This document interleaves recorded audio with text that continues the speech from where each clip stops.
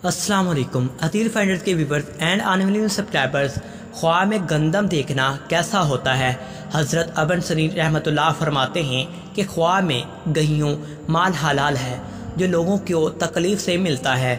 अगर देखे कि इसने गंदम खाई है, दलील है कि साले और दीनदार होगा, और गिर पका कर खाई है तो गमगीन होगा। और अगर ख्वाब में देखे इसका मुंह पेट तक खुश गंदम से पुर है, दलील है कि इसकी उम्र ख़त्म हो गई है। हज़रत इब्राहीम करमानी रहमतुल्लाह फरमाते हैं, अगर देखे कि गंदम के गोशे खाता है, दलील है कि इस मुल्क में कहत और तंगी ज़हर होगी। फरमाने हक ताला है, 7 बालियाँ सबस और दूसरी खुश्क। और अगर देखे कि गईयों को बोता है, दलील है कि हक के ताला इस मुल्क में गले का नर्ख अर्ज़ा करेगा। हज़रत जाफ़र सादिक अलैहिस्सलाम फरमाते हैं कि ख्वाब में गंदम देखना 3 वजह पर होता है।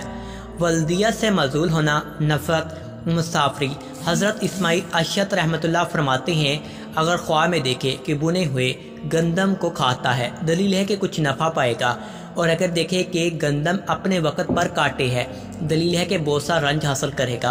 और ख्वाब में गंदम फरोश ऐसा शख्स है जो दीन के ओस दुनिया को इख्तियार करता है। उम्मीद करता हूँ आपको वीडियो अच्छी लगी होगी।